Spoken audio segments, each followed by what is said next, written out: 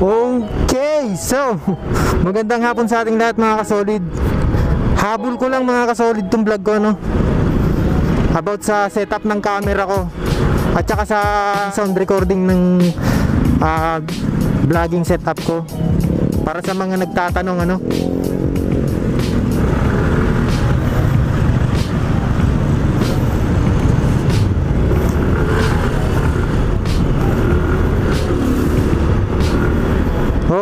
Solid. Bago simulan, intro muna tayo. Pasok. Yoxi.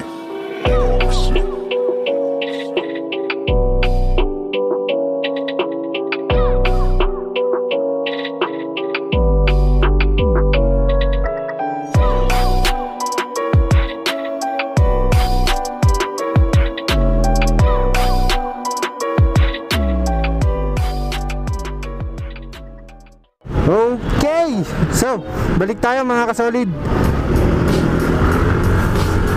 So this vlog is for all asking what is my vlogging setup. And the sound recording setup of my vlogging camera. Ginagawa mo? Tangin ng baduy. Huwag ka na mag-English. Ba't ka nag-English? Sira ulo ka. Tagalog tayo para maintindihan.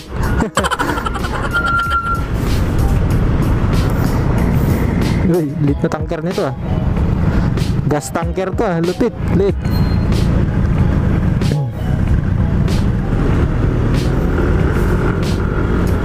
So mga kasolid, simple lang naman tong setup ng aking camera.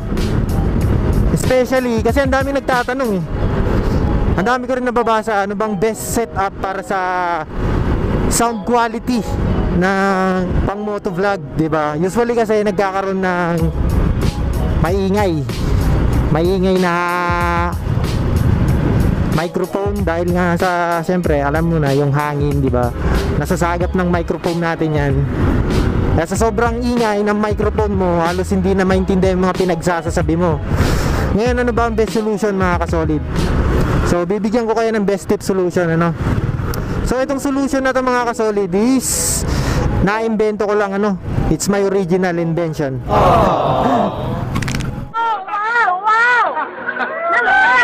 Hindi, natuklasan ko lang to kasi ito wala pa akong napanood na ganitong klaseng setup, vlogging setup pagdating sa sound recording ng kanilang mga cameras. Kasi di ba usually ang camera kasi natin na action cam merong internal microphone yan, di ba? So nagre-record pa rin yung internal microphone yan mga kasolid. Kahit na naka-external mic ka na. Especially sa mga gumagamit ng mga action cam. Kasi dati gamit ko action cam, yung Akaso B50 Pro yan. Kahit na naka-external mic ka, is naririnig pa rin. O nagre-record pa rin yung internal mic niya. Which is dapat na naka-off, di ba? Tama ba mali? Oo, di ba? Naka-on pa rin yan kasi kahit tignan mo sa settings walang off yan, di ba? So doon nagmumula yung wind noise niya, yung maingay na nasa microphone. Yun yung panira sa recording natin, di ba? Salita ka ng salita, ang ingay-ingay dahil sa hangin, di ba? Kasi ganito yung setup ko, kaya gusto ko lang share sa mga iba na motovloggers, lalo na sa mga may problema sa mga wind noise. Yan.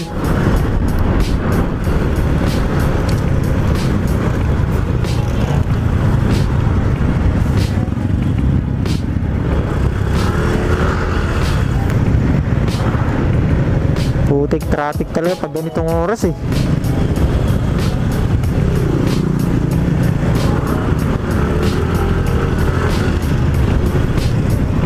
Hindi ko sinasabing perfect yung pagkakagawa ng vlogging setup ko mga kasolid. Mani-minimize lang niya mga kasolid. Medyo bababa yung ingay, wind noise pala ako sana. Pansin nyo yung mga action cam may butas dito sa part na yan. Yan, di ba? Sa part kasi na yan mga kasolid, yan yung internal microphone niya. which is nagre-record pa rin yan mga kasolid, kahit na naka-external mic ka.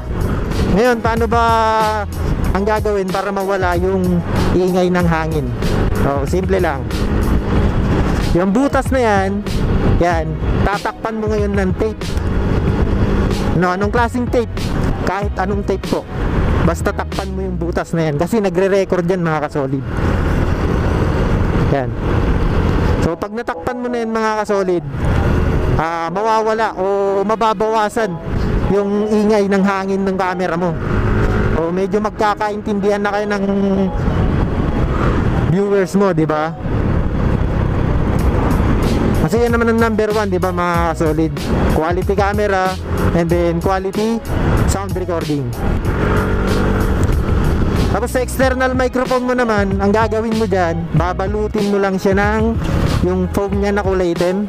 Hindi ko alam ang tawag dyan. Dead cat yata ang tawag dyan eh. Hindi ko alam. Kung wala naman kayong pambalot, tingin kayo ng retaso na foam. Kasi foam lang naman yan. Ngayon, huhulmaan mo siya ng pabilog para okay sa microphone. And then, balutan mo siya ng tape ulit. Pero mas magandang tape, yung surgical tape yata ang tawag doon. Oo. Kasi yun, may butas-butas na maliit yun. Mas maganda yung tsaka makapit. Nabibili sa pharmacy. Mura lang naman yan mga kasolid. Pero ganyan din yung gamit ko na pinang tape dun sa butas ng camera ko. Ayan, ganyan yung itsura nya. Yung butas nya, tinakpan ko siya ng surgical tape. So ito yung setup ng sound recording ko mga solid. So kung maririnig nyo, ito yung resulta nya. Kasi usually na setup ng camera, yung microphone nya tinatago dun sa may gilid ng tenga. Diba may pagitan doon, pwede mong ilagay doon, pwede mong itago yung microphone mo doon. So ang problema, hindi ka na ganong marinig kasi nga malayo na yung bibig mo sa microphone mo, diba? Sa akin kasi, tapat yung microphone ko, tapos nasa pisngi lang ng nasa tabi lang ng bibig ko, kaya rinig na rinig mo yung salita o yung boses ko. So sample tayo sa naka-open visor. Ayan, naka-open visor ako mga solid. Hindi ko alam kung rinig yung hangin, ano.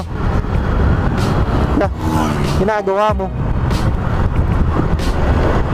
So ayan, maririnig mo naman siguro yung boses ko kung gaano pa ka-quality kasi naka-open visor ako.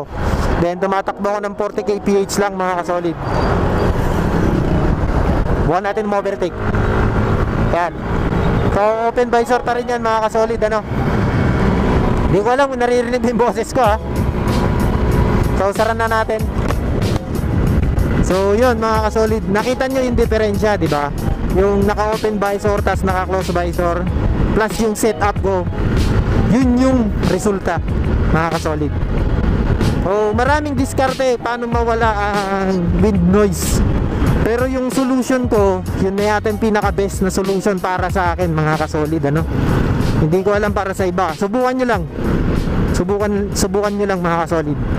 So yun lang mga kasolid para sa vlog ko. Ano? Vlogging setup tayo, especially sa sound recording. Sana nasundan nyo mga kasolid. O hanggang dito na lang yung video ko mga kasolid. At kung bago ka lang sa channel ko, don't forget to click subscribe button and notification bell para sa mga sumusunod na upload videos ko. O huwag kang papahuli, ano. Para updated ka, i-click mo yan. O hanggang dito na lang. It's Cap Joel TV again. Ride safe always. Yeah.